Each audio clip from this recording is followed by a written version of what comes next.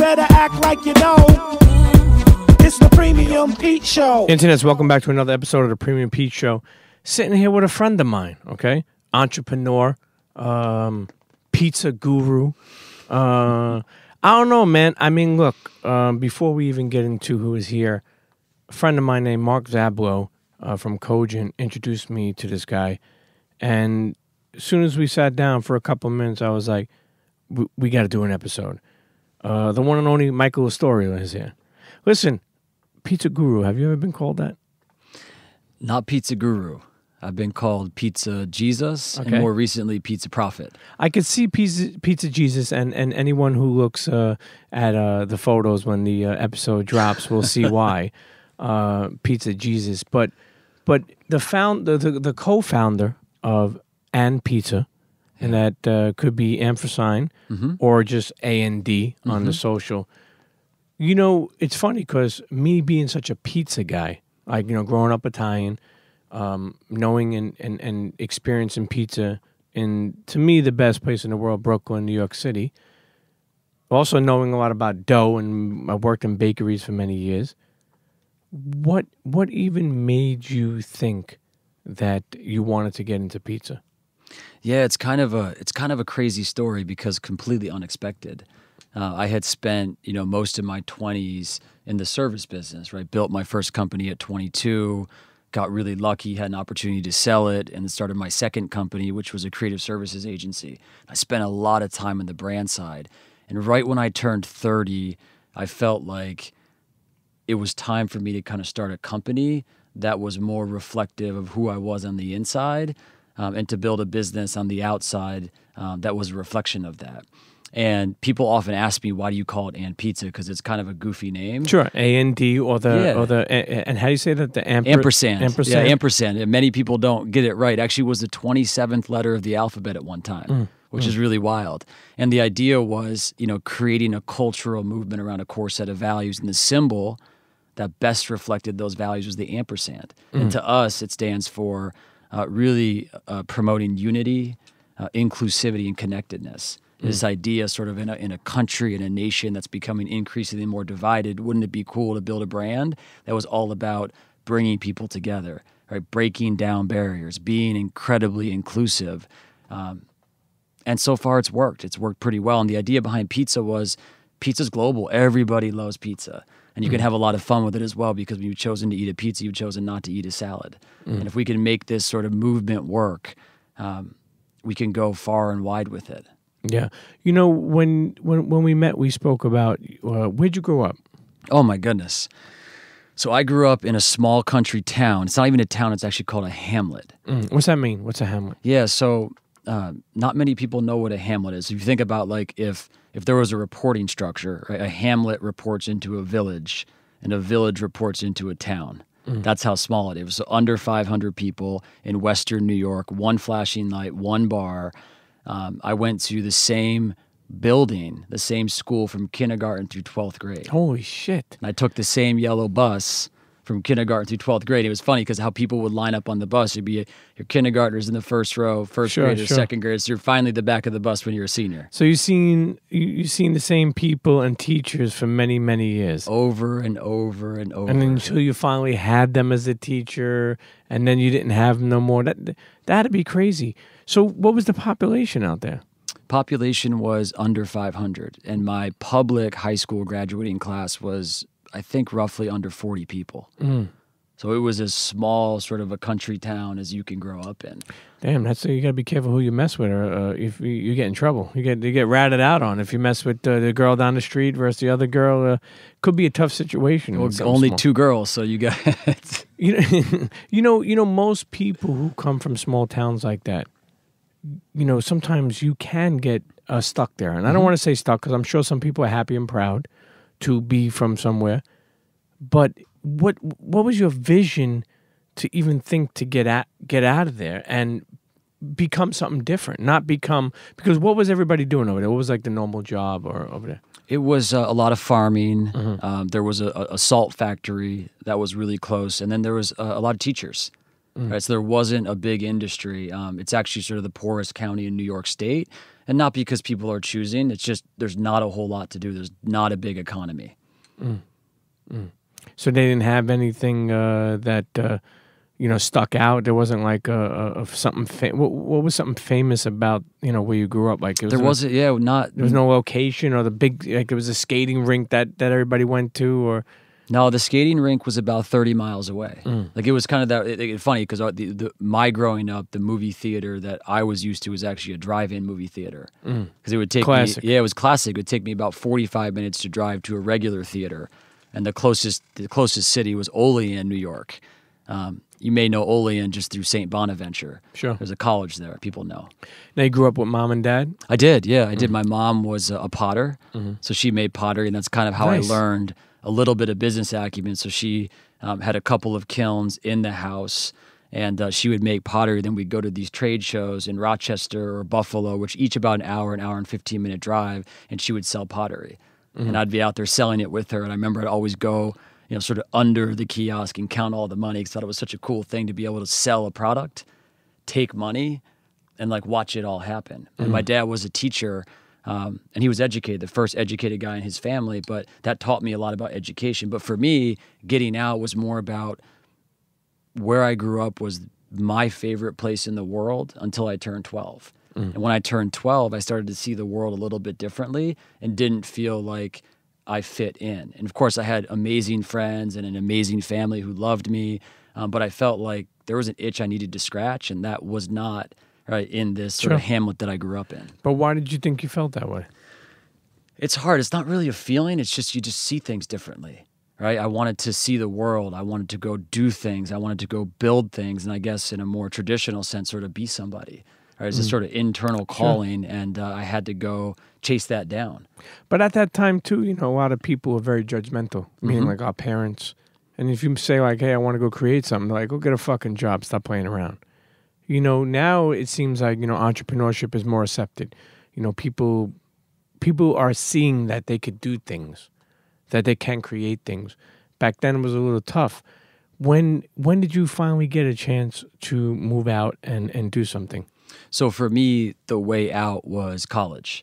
And to me, the way out was a college scholarship. And so I played every sport that I could. Actually, my favorite sport was football, but the school, right, not high school, the school that I went to couldn't field a football team because we didn't have enough people. So I played soccer, I played basketball, I could play tennis, and I actually got a tennis scholarship to go to college and play. And I packed my bags and went all the way across the country to Santa Barbara, California. And that was my first way out of this small country town. And what was that like when you went there? It was wild. I mean, you're in Santa Barbara, there's beautiful women, there's beautiful beaches. I mean, it looks nothing like Western New York. And I had, the most amazing 4 years of my life, but I chose at 22.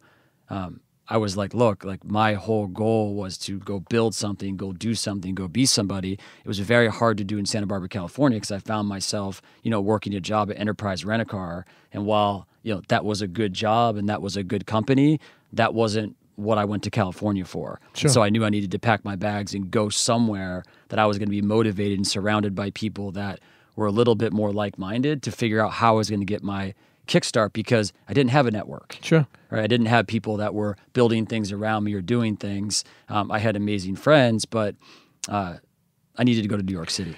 You said something right there that I think most people think of, but not many people know how to do, and including myself at times.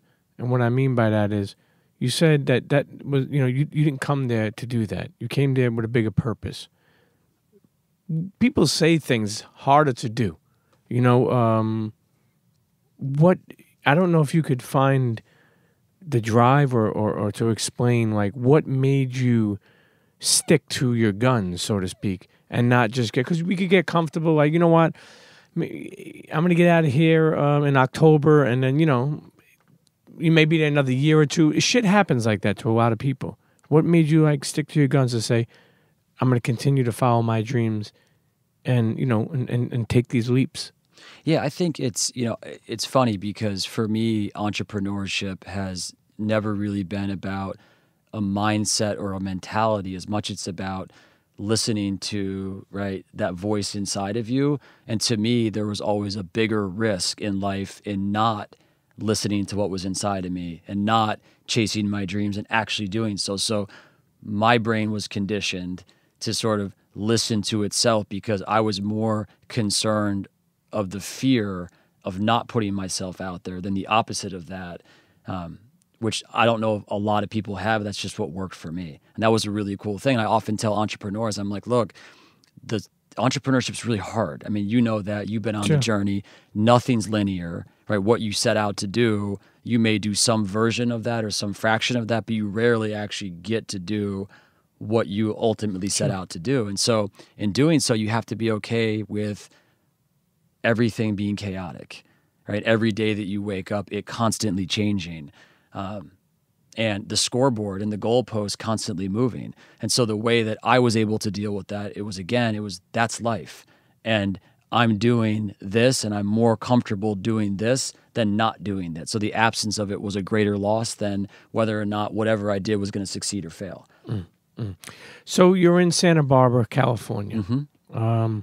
You're in college. Did you finish the... I did, yeah. Okay. You finished. Today, as you sit here, is college needed for younger people these days? I don't think so. I don't think so. Why do you say that? Well, for me, I don't think that there was a ton of value in the traditional sense because I didn't learn the way that some people learn. Like for me, I learned by doing. And when I'm sitting in a classroom and someone is telling me something, right, read this or do this or this is why philosophically this makes sense, that sounds good, but how do I apply that to my life? And how is that going to change, right, my trajectory and where I'm going or what I want to do? And so my lessons, the greatest lessons learned were actually on the job, right, doing things with my hands, learning in real time, and then figuring it out from there. I think if that is your mindset, and that's not everybody's, that is your mindset, that is your mentality, if you're better doing, right, than reading, then I'm not sure college is the best step for you. I think the biggest mistake that people make isn't this notion of college or no college. It's this idea of jumping right into college. Sure. Right. So when you're 18 years old, go take on a bunch of debt and go down this path where you may have no idea if that's right for you. For a lot of people, colleges and universities is a really good thing for them. But I think this notion of like, take your time, maybe go get a job, work a year or two, and if you feel like pursuing higher education is going to get you the things that you want and go incurring that debt is worthwhile, then go do it. But if you don't, after you've worked a little bit and you think that there's a different path for you, then that may be a better path. I think like the idea of a major, I think scares people, but more importantly, I think it's something that people don't stick to. So what I mean by that is most people go to college and they take up a certain major, and then when they come out, they're doing something totally different. It's at a young age, I feel like you have to make a decision about your life, and you're still fucking trying to figure this shit out. I do think, and I hope that colleges, even high schools, will start to evolve and have entrepreneurial classes. You know, and you know, they're starting to do some stuff with like hip hop and religion. I know Ninth Wonder teaches classes, Bun B teaches classes, as professor at Rice, and et cetera. There's a couple other people. I think Young Guru has done some music stuff, and you know, explaining. But I mean, it's got to be fun too. You know, it's like, think about it, right? You know, if we don't ever use calculus, right? If you don't ever use any of that type, you know, do we need it anymore? And why isn't there? And I always say this, and I don't want to go into a full fucking rant because, you know, even like home ownership, like, you know, like, how the fuck do you know what to do? How do you know, like, you know, I remember my lady telling me later on in life, she was telling me like, oh, you know, you could get I think it was like a FHA loan where you only have to put 3.5%. All my life, I always thought you had to put down like fucking 10, 20, 30%. Mm-hmm.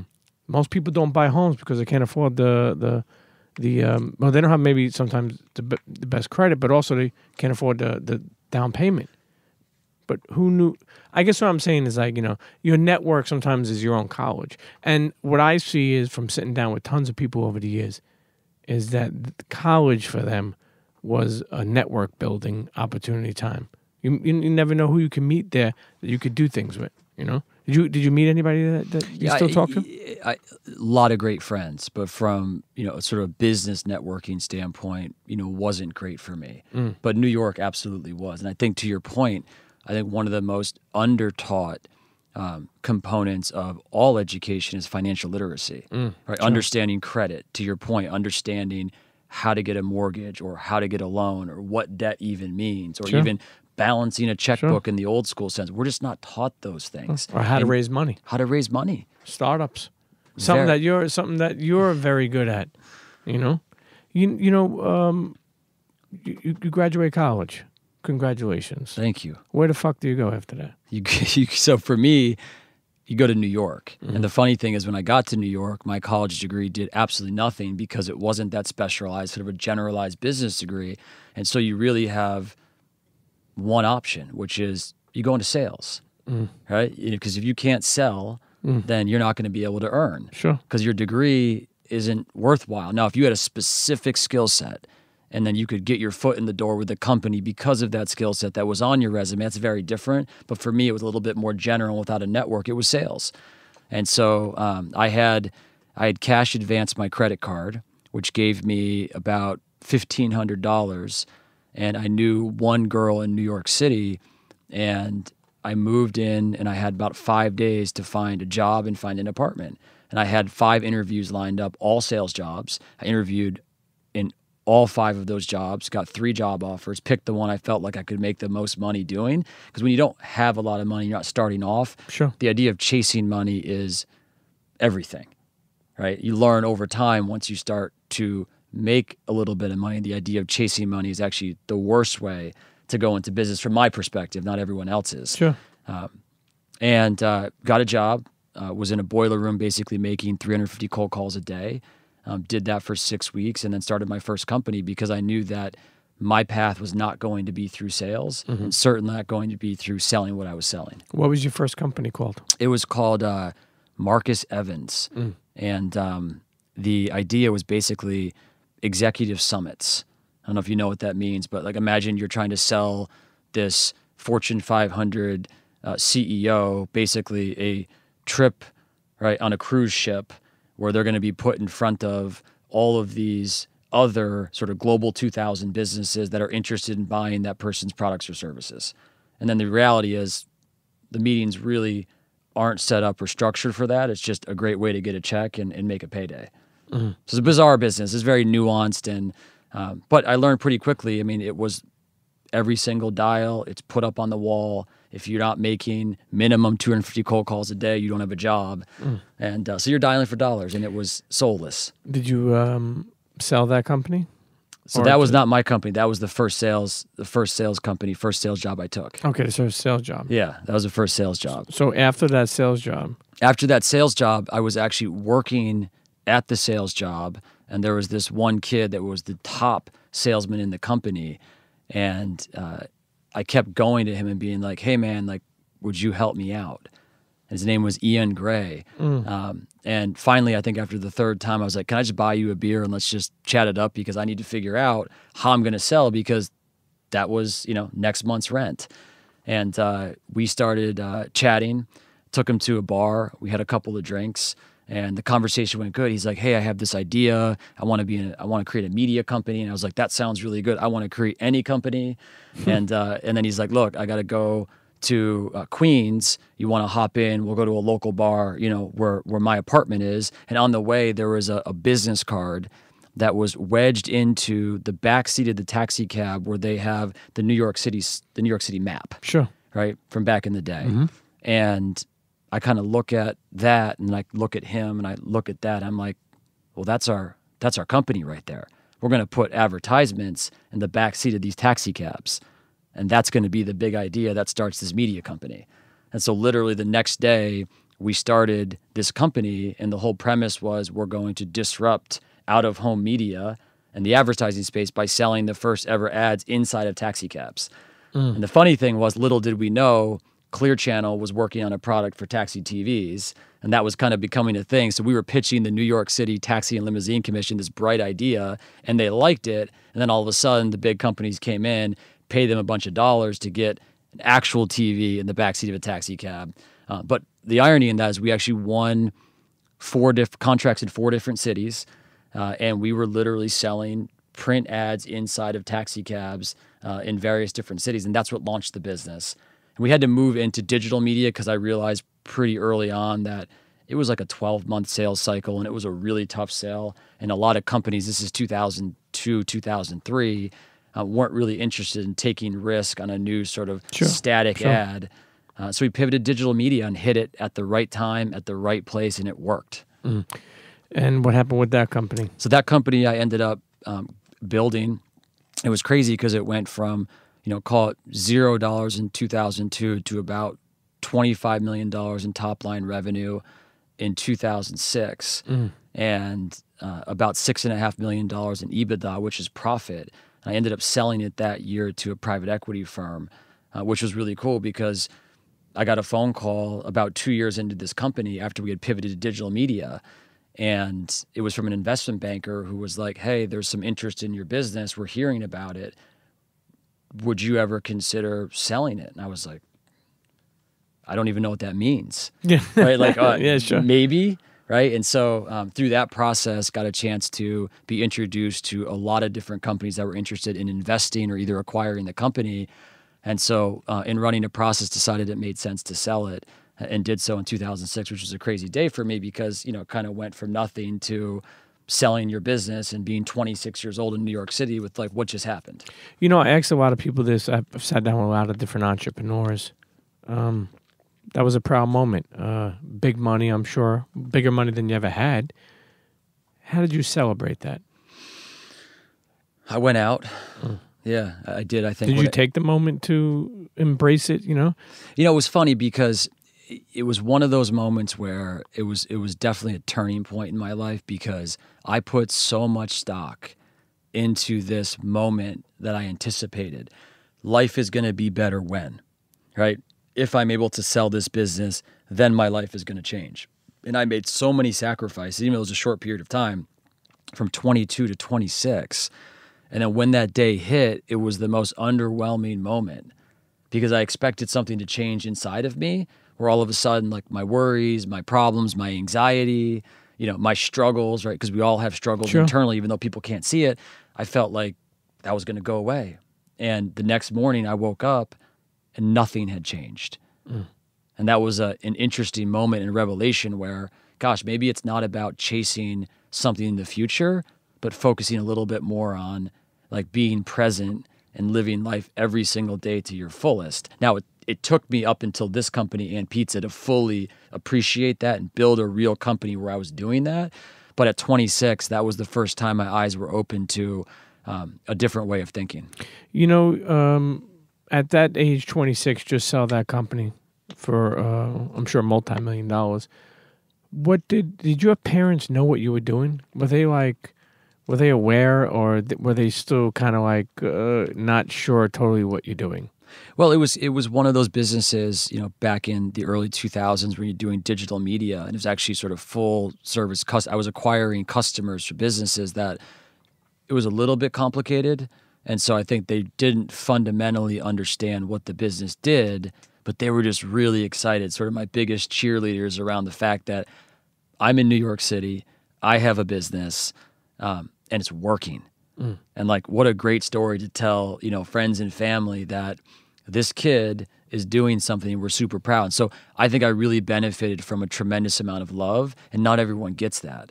And oftentimes sometimes inner cities or even really rural parts of any country, there can be sort of a jealousy or an animosity. Why aren't you doing what we're doing? You're doing something different. That's not a good thing. But in my experiences, everything I've done has been celebrated by those that I'm closest to, and that's a blessing. This is something I think of sometimes, but your father, is your father still around? Mm-hmm. And I'm sure he lived a great life as he's still living. But how does it feel to your father, that you at, say, half his age, have made more money than he's ever made? And not meaning like I'm sure he's proud and happy, but, did Did you wind up doing something for him to, like, you know, or has he ever had that conversation that he's proud of you? And I know it's not only about money, but I'm saying it is crazy when you think of that, right? You know, like to have, you know, where you could wake up and say, you know, and buy your father something or do something that he can never do. Maybe he don't even want it, but you could do it. Yeah, he was the kind of guy that was just extremely proud and extremely supportive, but also someone that was really comfortable living the life that he lived, right? He was proud to get his paycheck. He worked the same job or for the same company for, you know, over 30 years. And that to him was comfort. Sure. That was Pension. security. That was everything. And so from his perspective, I mean, my parents did finally move to Rochester, New York from the hamlet that I grew up in. And so that was kind of like a big thing because my sister ended up moving there. But my relationship, you know, with my father has always been, you know, very positive in the sense that we don't talk probably nearly as often as we should, but there's a tremendous amount of support and love. And I think from his perspective, and while he loves all the business success, I think he just wants me as I grow up and become more of a man every day to be a better person. Sure. And be happy and be okay and be comfortable in my own skin. That's really what he wants the most. Pops didn't want a Rolex? Pops didn't want a Rolex. He didn't want no Jimmy new Gucci loafers? I don't think he actually knows what Gucci is. Yeah, but you know, you sell this company for $multi-million, whatever it was, not something that could probably last a lifetime. Now, what do you do? Yeah, so I had to stay on board to run that company for about 3 years. Side note, and not to cut you off. Yeah. When you sell a company and they keep you on, is that involved in the money that they bought, or do they give you? I heard, and correct me if I'm wrong. I don't know. I'm asking. When you sell a company and you stay on, that you get a pretty big salary. Is that true, or is included just in the buyout? Like, yeah, I think it depends on the structure. You know, some companies will buy your business just because they want the business and they're not as concerned about you or you running the business. Others are buying much more you and they want to incentivize you to continue to work every single day. I think my business was probably a hybrid where they wanted a little bit of me and probably a little bit more of the ease company. it out. Yeah, so it's more sort of a slow phase out over 3 years to make sure that nothing happens the day after someone buys the business. Because the biggest risk in acquisition, you just don't know what you don't know. Like what's going to happen in the first 90 days, right? Is what you bought really what you think you bought? And so keeping, you know, the co-founder there, keeping the CEO there creates a consistency that makes, you know, a lot of buyers more comfortable than, you know, immediately removing that person from the business. sure. So you stay there. So I stay there, Phase out. and I was ready to go. I mean, and you know, for those entrepreneurs out there that, you know, are considering selling a business, I think it's very important to understand that when you do sell your business, it's no longer your business. Right? It may not feel that way because from, you know, the day that you sell your company to the next day, nothing may change. But on paper, when you sell your business, like, it's gone. It's no longer yours. And the reporting structure is going to change. And generally speaking, you'll have to have a professional board that you report into. And the autonomy that you have with respect to decision making is going to be no more. And one day, at the end of the day, you become truly an employee, right, of the very company that you created. And so as an employee, you can get fired. You can be terminated. You can be reprimanded, a whole bunch of things. So it's a wild experience that I think people don't really understand. So go into it with your eyes wide open and knowing who your partner is and have really tight contracts, right? Never invest in a great attorney. Because at the end of the day, a bad contract can result in a bad business. How would you say someone, you think, just from a referral, you think is the best choice to get a lawyer? You know, like people who have used them before and stuff like that, because you never know what you're really getting. Sometimes in this world, and entrepreneurship, I'm sure you're like, you know, you hire someone to do something, and sometimes it's not that exact thing. You know, How has word of mouth been for you in this business? Like, who has the, oh, we have somebody that could do this, or somebody over here has, this, or go to this bank. They're very good with this. Is that true for you? Yeah, I mean, for me, I think that I'm getting introduced to more and more people every single year as I get older that I think are stronger and are better and provide a better support system for me as an entrepreneur. But networking is really important. Having a mentor is really important. One of the biggest mistakes that I made is I really didn't have a mentor in business until this company and pizza. And so I was kind of flying by the seat of my pants. And the mentor-mentee relationships were always with sort of the co-founders that I had in the 3 businesses that I've had. So we'd always talk to each other, but sometimes that talking to each other, you can talk both of yourselves into a bad decision, or a good decision. Sure. You really need that person who's objective and who has, distance from what it is they're actually doing, and tapping into those people. And it's amazing. Mentors are easy to find, and that's where you find the best, attorneys or investment bankers or consultants, or those that can be helpful, right? And age is really helpful as well. And the beauty of it is you can shoot an email to somebody, or you could pick up the phone and call someone. If you're asking someone the right way for advice, people generally want to give it. And the Sure. older people get, they're more interested in dropping knowledge than they are actually doing the work themselves. So they get more fulfillment talking than they do listening or doing. So no. Hey, listen, man, with that, let's take a quick break, man. We got so much to go back into.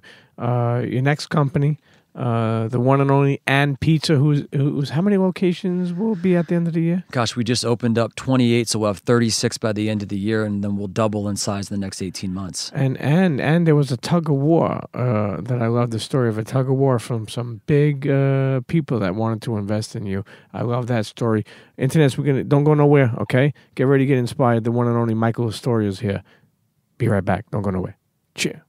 Internets, and we're back sitting here with Michael Lastoria, co-founder of And Pizza, entrepreneur, a bunch of other shit. Just an inspiring dude. Listen, before we went on break, we spoke about you, just some of your journey, learning, never giving up. At a young age, you were only like 26 at that time. How did you stay fearless? It's a good question. Part of it may be the fact that I have this sort of theory that I'm not 6 feet tall. And so anyone that's a little bit shorter, I think I'm between 5'9" and 5'10" on a good day, a little bit of a chip on the shoulder. So there's always this sort of fearlessness that was inside of me, where I had to run a little harder, work a little harder, and to get the things that I wanted in life. Sure. Whether that's true or not, maybe a crazy thing, but I think there's something to be said about that. Also, growing up in such a small place, right, you're always a little bit insecure of being able to fit in because you had a very different background and upbringing. So when you're in New York City, even when you have a successful business, it's still, your life is very different than that of most people. Even though New York's a transient place, there are people from all over the world. The town was just so small. And that I always had that fighter mentality. Not fighter as I'm competing with other people, but fighting just to belong and just to fit in. Your second company, what was that? Yeah, it was a co-founder of an advertising agency, creative services agency. So one of the first people I met when I moved to New York City was this kid, Doug Jacob. And, I had my business, and he was very much on his own journey, his own path. And we were able to have sort of a mentor-mentee relationship, because a lot of the things that I was doing, he was turning to me for, hey, would you mind helping me with this? And we weren't that far apart in age. I was maybe 5 years older than him. And then in 2010, we had an opportunity to connect and to link up and really go at the advertising agency, creative services business, pretty aggressively. It was a lot of fun. How long you had that company for? Till last year. Really? We sold it to a large Japanese beauty brand called Shiseido. But how does that even come about? I know it's some of this stuff is just luck. Some of this stuff is you knock on as many doors as you can and then one opens. The sort of advertising agency, creative services business, you're selling your time, right? And so it's generally speaking, if you are going to sell a company, usually sell it to a larger, right, advertising agency or a holding company that just buys agencies, because that's the easiest way to grow. But for us, it was do the best work that you can, and that will lead to more work, which will lead to more work and more work. And we worked with some amazing clients and some amazing brands, and one of those clients was Shiseido. And we ended up getting into the beauty space. We did a lot in hospitality, in spirits, in fashion, and then beauty became a thing that we got pretty good at. And over time, in working with this large company, the opportunity came where they were like, "Look, we're a global business, right? We were founded in the late 1800s in Japan.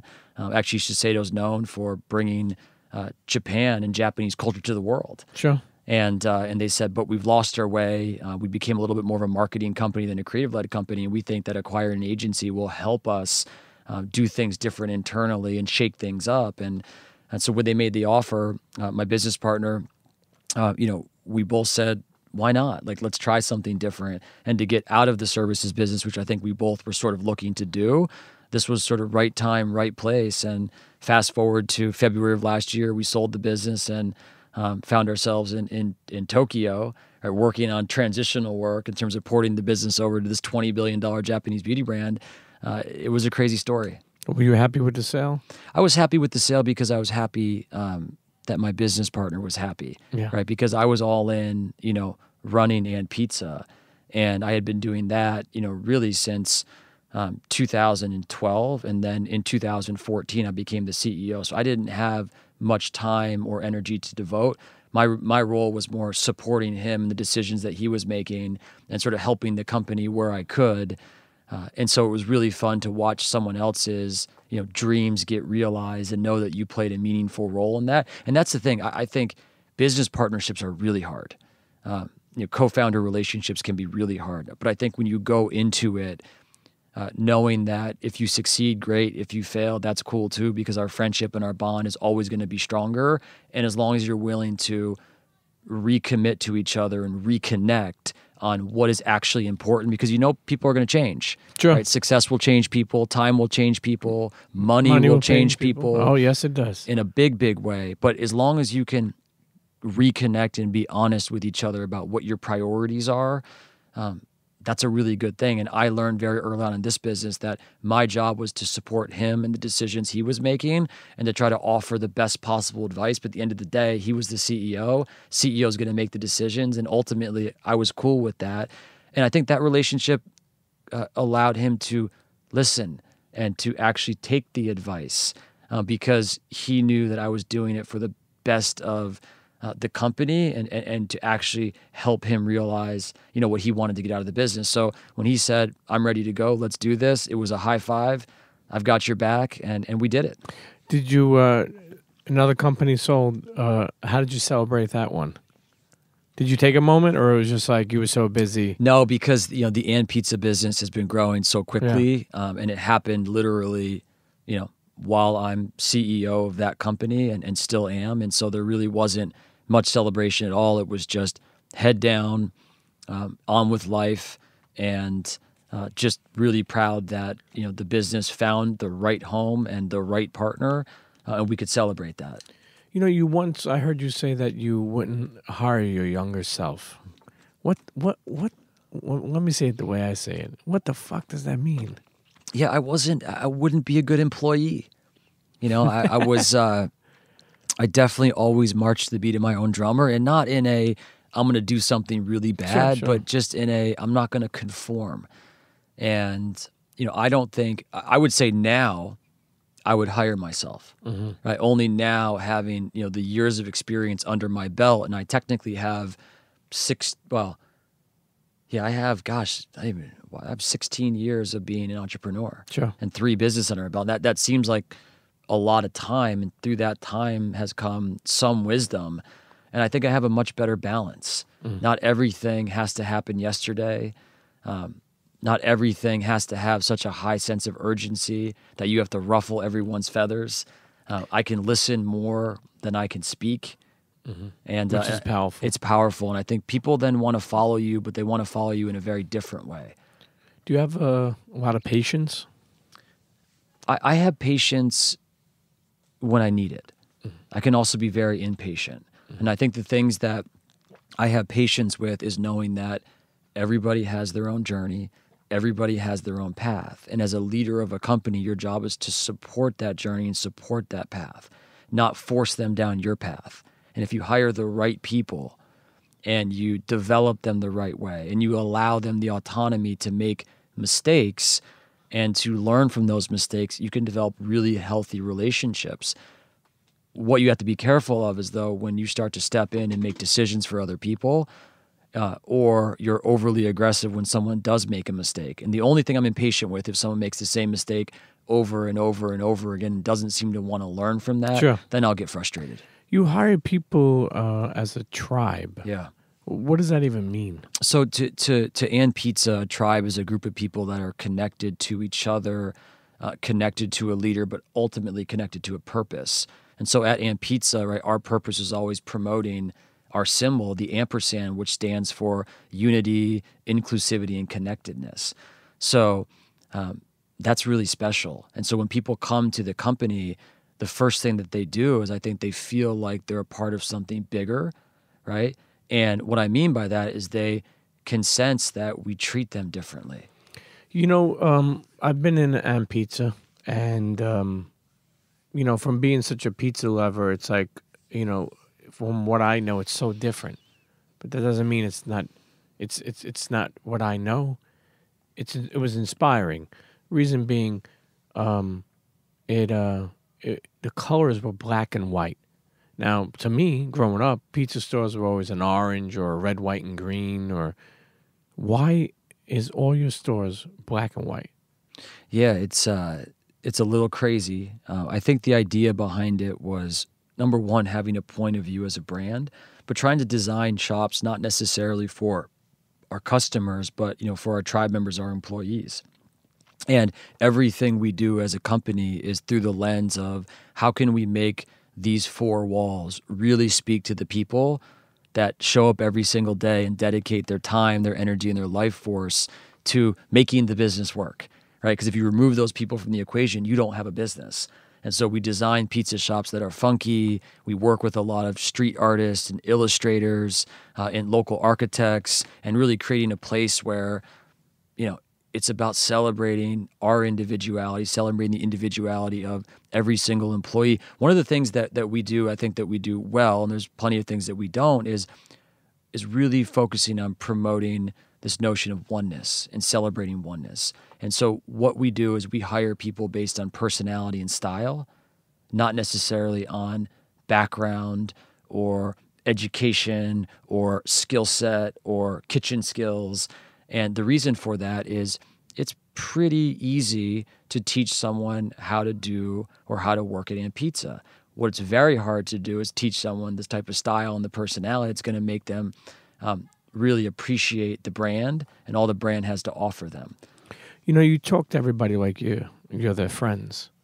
Has that ever hurt you as being a boss, where maybe sometimes you may not get the respect you deserve? You understand what I mean by that? Yeah. Yeah, I'm very okay with not being respected. That's not that important to me. I think what's important to me is creating and fostering a culture where people feel safe, people feel trusted, people feel respected and appreciated in everything that we do. And one of the things that I talk often about is this notion of how do we, as we continue to build more and more pizza shops, democratize the business, right? Make it so that right now we have about 750 employees, and we have 30 employees that work in the sort of office, right? The corporate office we call support. And how do I get the decisions from the 750, not from the 30? Because at the end of the day, I want the masses, I want those people working in the pizza shops making decisions. And so we do little things like create a text line. And it's 24/7 hotline where our people are literally texting ideas from music they want to hear right over the speakers in a shop, to the clothing or the swag that we think we should make for them, to the collaborations that we should do, to the type of pizzas that we should make. So what is it, like a think box, like a live think box, so to speak? It's kind of a live think box, but it's also just a connect with us, chat with us. Some people are just having a bad day and they just want someone on the other end to talk to. It's also a great way to deal with human resources issues. Because one of the things that concerns me the most is that I'm going to lose and the company's going to lose connectivity to what made us special. And so I want to make sure there's not a significant chain of command where you have to go talk to, your boss, who then talks to the general manager, who then talks to the district manager, so on and so forth. And finally, by the time, it's like playing the game of telephone as a kid. When it gets to the other side, what the first person said is so diluted that it's not even correct if it even gets to the other end. This company you have now, and pizza, I mean, the way you designed the box, I mean, even the style, would you consider the style flatbread, or are you just saying straight pizza? It's pizza, but it's definitely got sort of a flatbread look to it in terms of the shape of the pizza. I'm gonna say flatbread on steroids. I like that. Okay. Okay. We have 20. How many is it again? How many? So we just opened up shop number 28. 28 locations. Yep. And you said by the end of the year, 36, and we'll double in size in the next 18 months. Okay. You say that like it's easy, and what I mean by that is double the size in the next 18 months. How does that happen? That happens by, I think, listen, first and foremost, we are only as good as the leaders that we can produce. So as a company, we made a commitment that by next year, every single leader in the company will have had to be developed from within. And that's a really crazy thing. And what I mean by that is we want to make sure that the people making the decisions at the sort of general manager, we call them shop leader level, have started off as part-time and hourly. And that's a really important thing because we want to make sure that we're protecting and preserving the culture. It's really hard for someone who hasn't had your job, to tell you what to do. Sure. Or why are you going to follow that person if they didn't follow in the same path or the same footsteps that you're ultimately looking to follow in? Sure. And that's one of the biggest, I think, mistakes in restaurant and retail is that you hire a bunch of people from the outside who maybe were trained up or taught by a different company how to do things. And it takes a long time to unwind that if you ever can unwind that. So I'd rather take people that have no experience in the restaurant business and teach them the And Pizza way and develop them so they can lead with their own personality and style, under the umbrella of this really cool company that lets them be them, lets them lead their own way, and allows them to kind of give back and develop people their own way, so that the leaders are the tribe members and vice versa. It's a beautiful thing. One thing that I really want to talk about is And Pizza has all these locations, people loving it.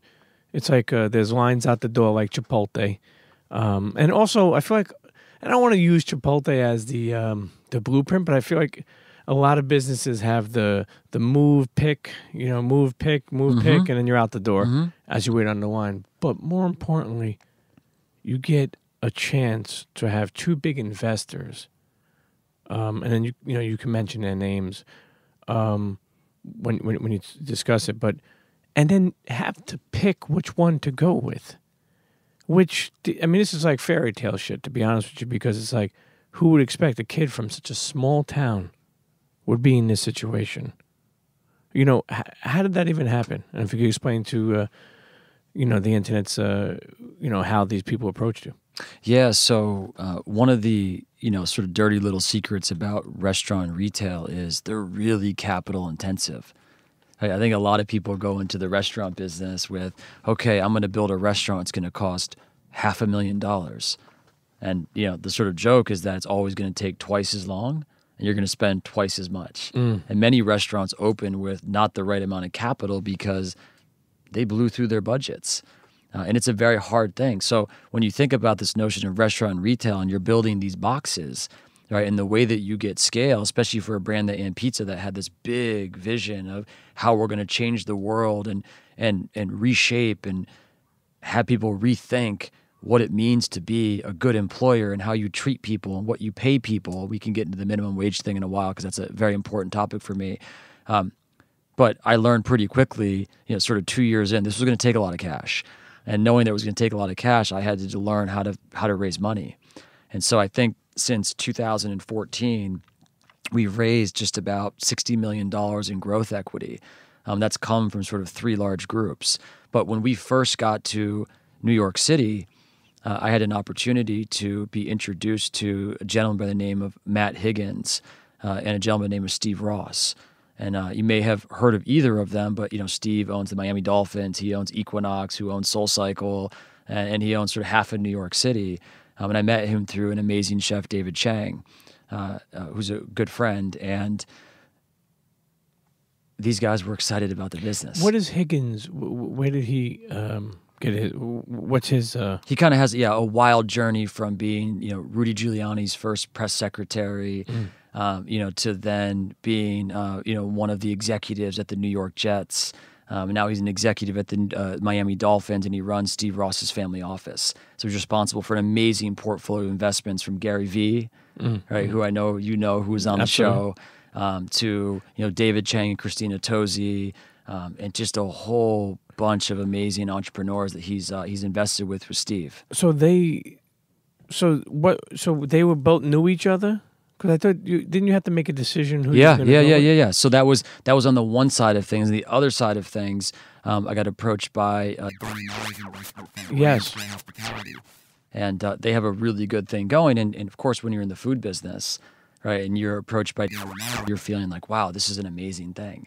And I ironically were able to get sort of 2 term sheets to invest that showed up 48 hours apart from each other.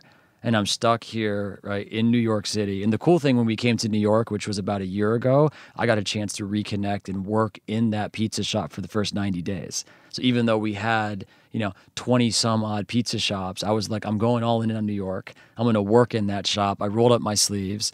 Actually did so with Calvin over here, who's nice. Shouts to Calvin. Yes, big shouts to Calvin. Big shouts to Aaron Brown as well. Thank you for coming. Nice.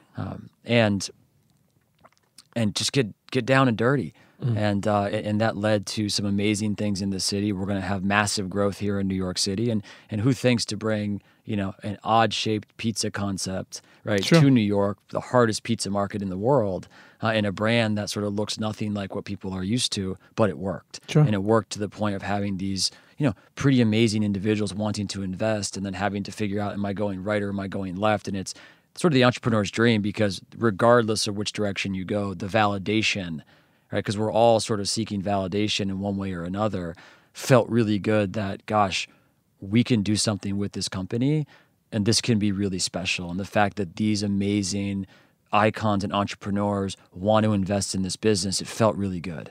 So 2 things. Before I even get into this, And Pizza is in New York, D.C., Philadelphia, Baltimore, Northern Virginia. And we're opening up in Boston. First location, Harvard Square in September, and then we're opening up in Miami. First locations in the Hard Rock Stadium, and then we'll have a really cool street side locations in January, February. Okay, now back to these 2 big investors. Yeah. Steve Ross on one side, and the other side is the gentleman. Yeah. Why couldn't you have them both? Well, that was sort of for me in a brand that's all about inclusivity, that makes a lot of sense, but there's also a limit to the amount of money that makes sense to raise. And these guys are investors, they like to put a significant amount of money to work. And so if the check size is too small, it's like, it may not be worth it. So we didn't need that much money, and they both needed to have sort of a minimum check size. And so at that point, it made sense to just kind of go one way or the other. How long did it take you to make that decision? It was tough. I mean, it took the course of a weekend. And, one of the big decision-making factors was Steve Ross was a family office and it was a fund. And, part of the vision of And Pizza, from a growth standpoint is I have no idea how big this business is going to get and how long we're all going to want to do this. But if it continues down the path, we could be doing this for decades to come. Sure. And so I wanted to make sure that from an investment perspective, if someone was okay holding on to the investment for the next 20 years, right, because the money was less institutional, it was more just a high net worth individual who kind of do whatever they wanted, that to me was definitely a little bit more attractive. So you're going through the weekend of deciding who you should go with for this big investment for And Pizza. Did you call anyone? Like, even I'm saying, even if you called your dad or your uncle or somebody, are you, not to second guess yourself, but just to hear your heart or your mind or your stomach and hear someone reiterate what that they agree with you. And I mean, did you do that, or you just figured it out on your own? No, I definitely talked to as many people as I could that I felt were close enough to the business and close enough to me to understand what the right decision was for the company. But listen, in a situation like this, there's not a wrong decision. Sure. And we had also raised, significant capital from two, other very well-respected groups and individuals. So this notion of is it going to make or break the company wasn't necessarily the situation, but who do we feel like is going to be most strategic or the most helpful, and who do we want to technically get into bed with? That's kind of what it boiled down to.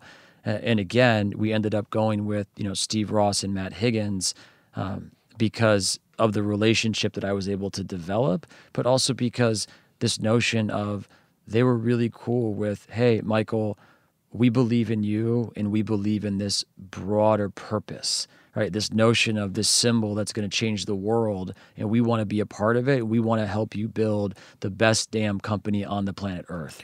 And let you do your own thing. And let me do my own thing. And it was like that as well, and that's no disrespect. It's just I felt a closer connectivity to that group of people in terms of being able to help me get there and execute against that vision. And so that's the direction we went. Did you go out to Miami for meetings with Russ? Yeah, it's funny. You take a regular plane, or they sent a private one for you? Yeah, so our first meeting was on his plane going to Miami. And the best part about that, he's a busy guy.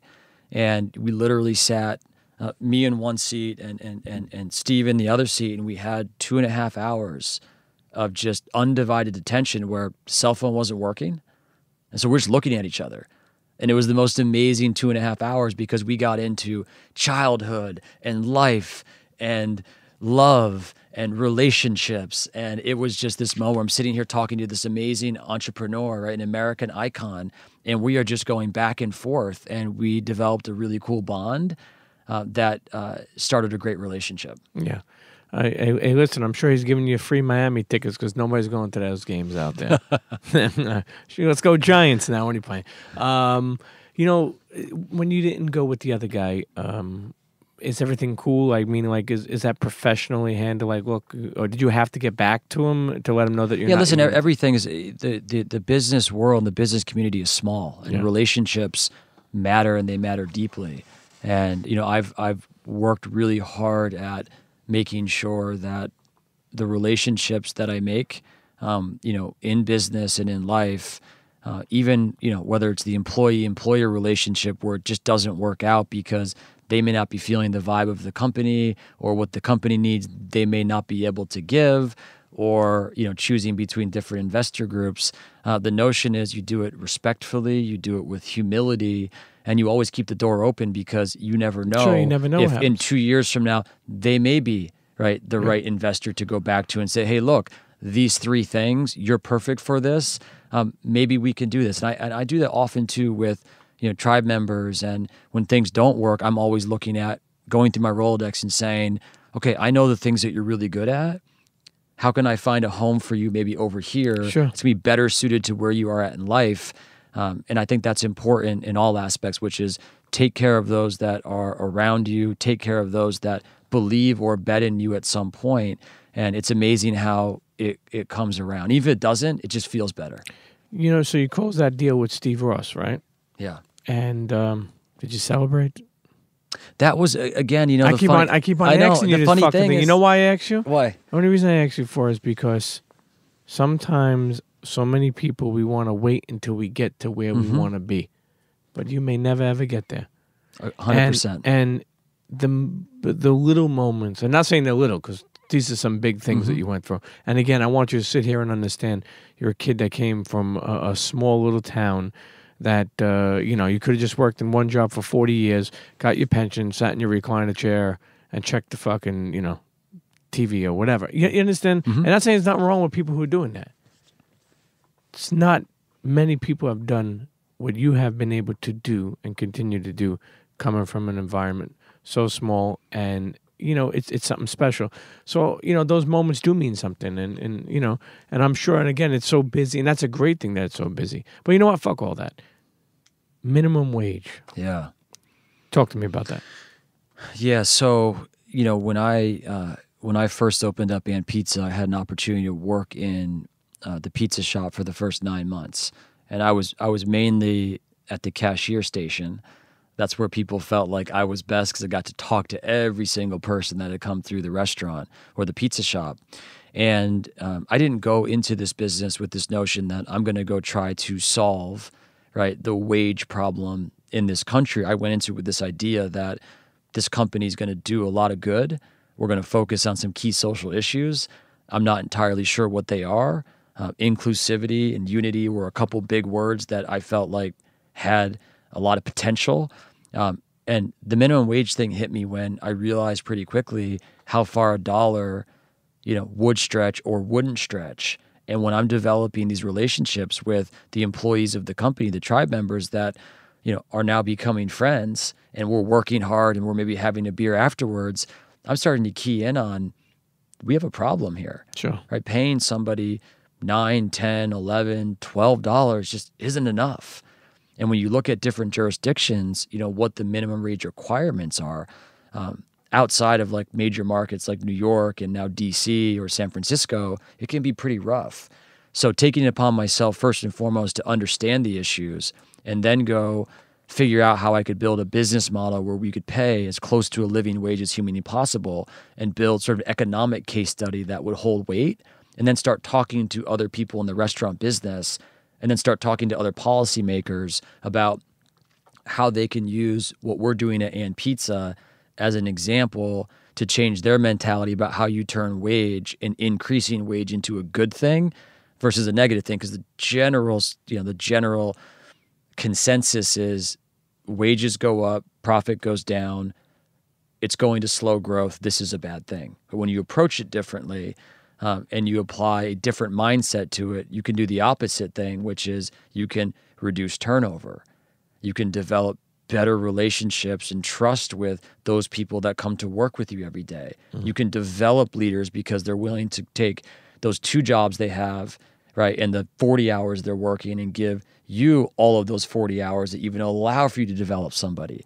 And all of a sudden you have this amazing culture where people are going the extra mile because they believe in you, they believe in your brand, and people can feel that. When you walk into a pizza shop and the people in there are happy, they're not happy because they're giving you some hokey dokey, thank you for coming and we're happy to serve you. Sure. But they're talking honestly about, I love this company, I love this pizza, I love what I do. People feel that. Do you believe in perks? Like little perks 100%. for the company?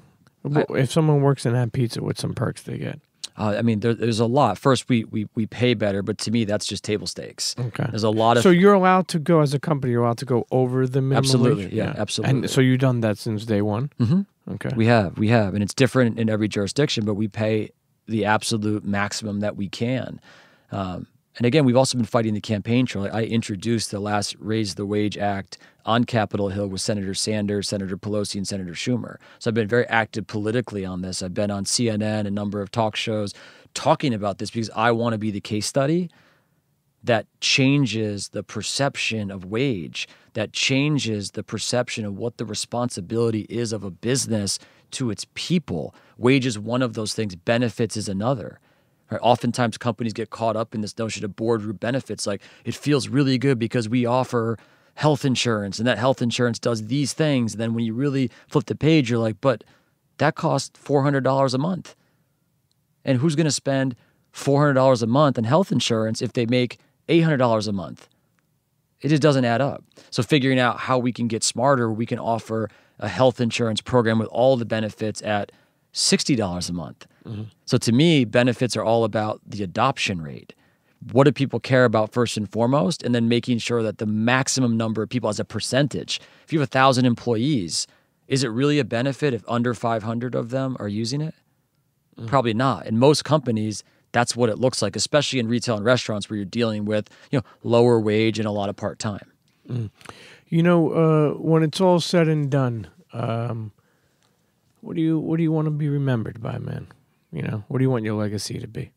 I think for now, and where I'm at, I want the legacy to be about the amount of change that we can be a part of, right? Changing the way that people treat employment, changing the employer-employee relationship, showing how democratizing the business and allowing those people that are on the ground floor to make the decisions, and how powerful that can be in terms of where real innovation comes from.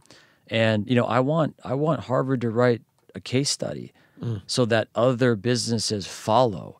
It's not just enough for me, for And Pizza, to be doing the right thing.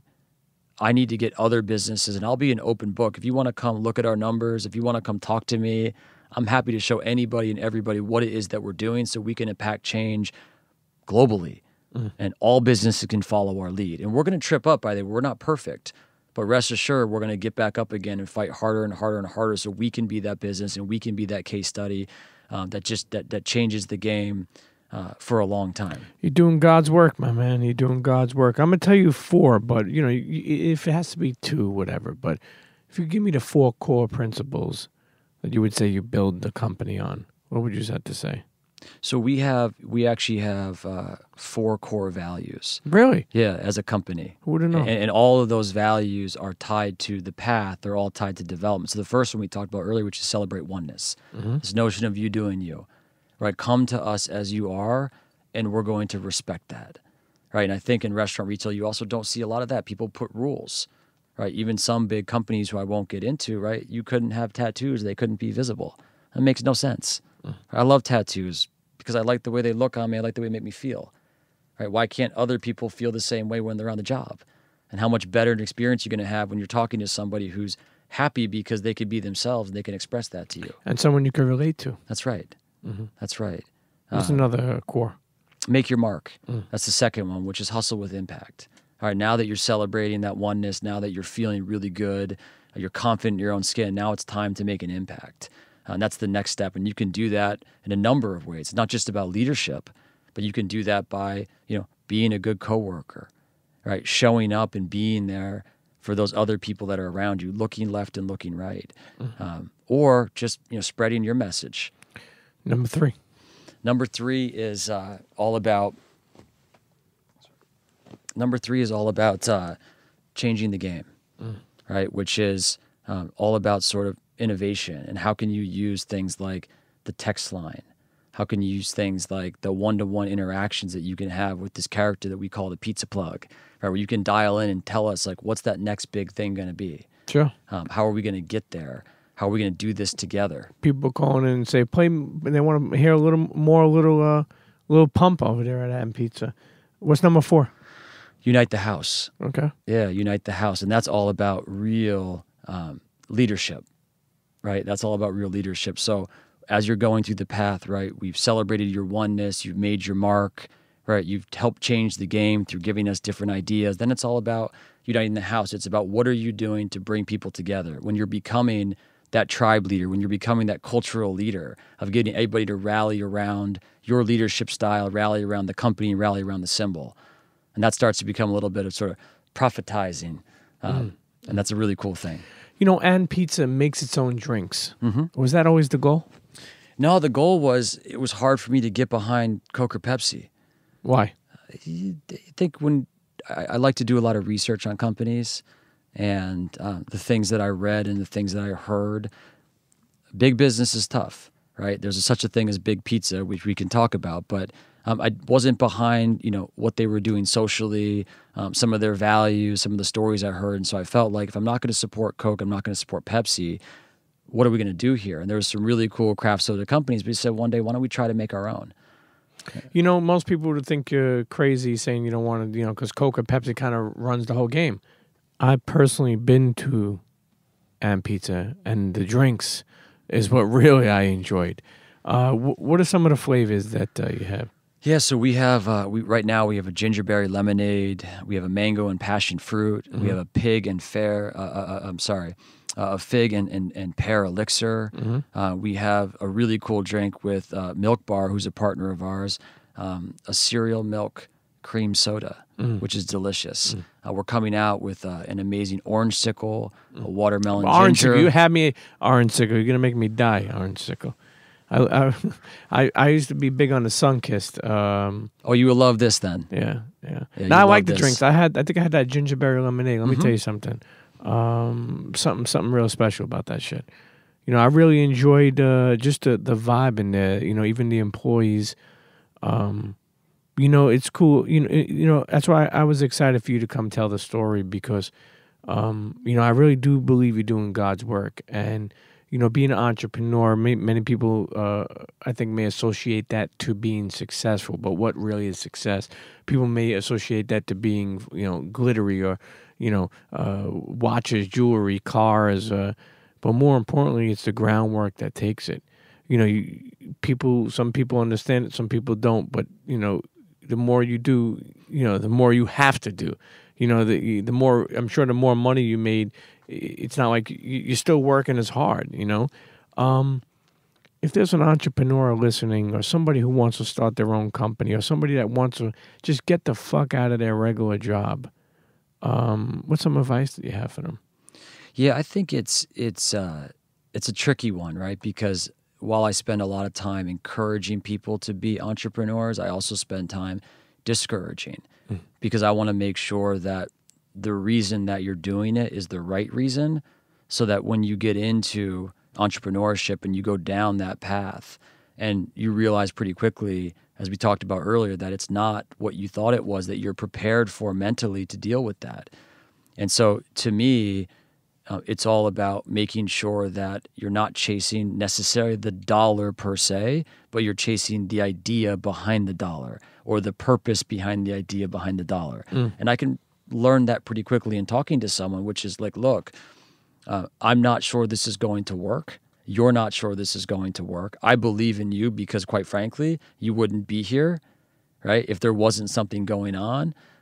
But be really, really, really thoughtful. If it doesn't work or you have to change, that you're doing it for all the right reasons. Sure. And it's also about putting one foot in front of the other. That's the easiest thing to get started, which is wake up and just change your behavior and go about it a little bit differently. Go talk to somebody, go ask someone for their help, go track someone down that's doing it in their industry. Like I mentioned before, people are willing to give you any and all information if you're willing to ask. Sure. And doors can open extremely quickly. You know, you said before, this is a quote by you, profit is a byproduct of doing the right thing. Always. What does that even mean? Well, first off, that's my belief, right? Okay. Clearly, that's not necessarily the way the world works. That's not necessarily Of course, the way the of world course. always works. But what I mean by that is I think that the most profitable or most sustainable, right, economically and viably for decades to come, generally start off by doing the right thing. If you look about Starbucks, it's a great example, one in our industry, where Howard Schultz and Starbucks, they were paying a higher wage decades ago before it was actually talked about.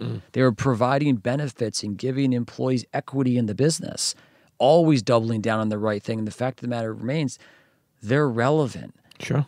And think about that. 30, 40 years, people are still drinking more coffee from Starbucks than any other coffee shop on the planet Earth. And for the next few decades, that's going to remain the same. That's a powerful message about always going. In-N-Out Burger doing the same thing, right? Sticking to their core values of, we're not going to open up shops, right, that are that far, or stores that are that far from where we actually make the beef. And they were paying a wage. And if you go to In-N-Out Burger, people are so happy to work there. And it's like, what's the difference between that and McDonald's? Right? They stuck to their guns and they did the right thing, and they drive a heck of a profit. I mean, who wouldn't want to own a piece of In-N-Out Burger? Look Sure. at their balance sheet. Sure.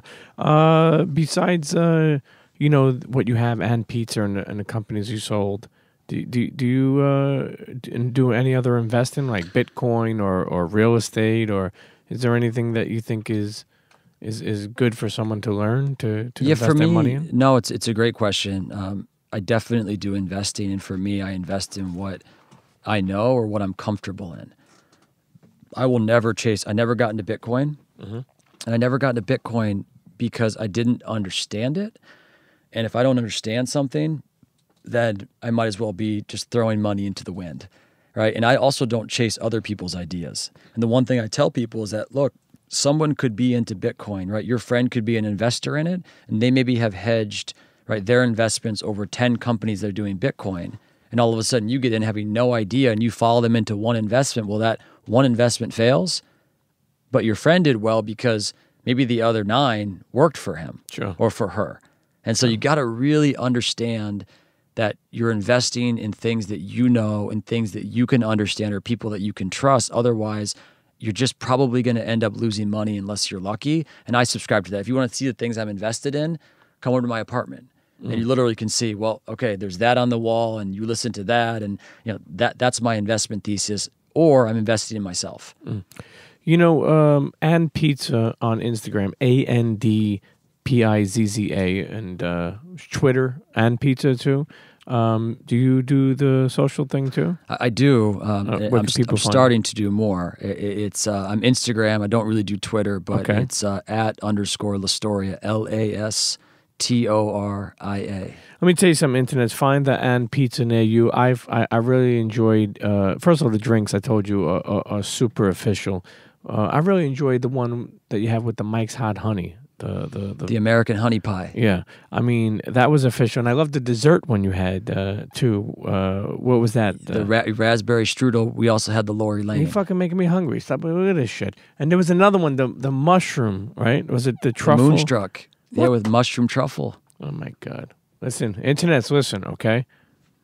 Find the And Pizza, okay? And then tell a friend to tell a friend. Last question I have for you before we wrap this up. It's definitely been an amazing journey, and crazy thing is it's just beginning. You done a lot of collabs, and even like you did a collab with, didn't you do a collab with Momo? Yeah, with Milk Bar. Okay. Milk Bar, yeah. I think we spoke, but how does that come about to do, what do they call it again? Milk Bar, but it's called Momofuku. Momofuku. Yeah. That's big. How does that happen? I think a lot of the best collabs start with friendship. Yeah. Right? Because at the end of the day, if you are cool with working with somebody because you get along with that person, because brand collaborations, you never know. Right? Like some catch on like wildfire, other ones don't necessarily work as well. So my sort of rule is if I know somebody or I get to know them, we jive, we see the world somewhat similarly, let's try to do something cool. And if it works, great. But if it doesn't work, it doesn't really matter because we at least got to spend time with each other while we were working on this collaboration. And that's really going to be the future. We have a lot of really cool collaborations. We have to get that Premium Pete collaboration going. Sure, let's do it. What kind of pizza would that be? We would do, let's do, I would say, well, first we're going to do a fresh mutz. Mm-hmm. We're going to do, you put me on the spot. First we're going to do a fresh mutz. Let's do spinach. Do Mike's Hot Honey. Mm-hmm. And we're going to end it off with, I'm going to have to say maybe some prosciutto if we can do that. Okay. I don't know. I like that. I don't know. Well, I'll think of more than that, but that's one I would like to see. We could also do the soda. Or the all-white pizza would be probably just multiple different mozzarella cheeses. Ricotta, mozzarella, and maybe we do like a Gouda. Love that. We call it something like, a 3-peat or something like that. Oh, the 3-peat. I don't know.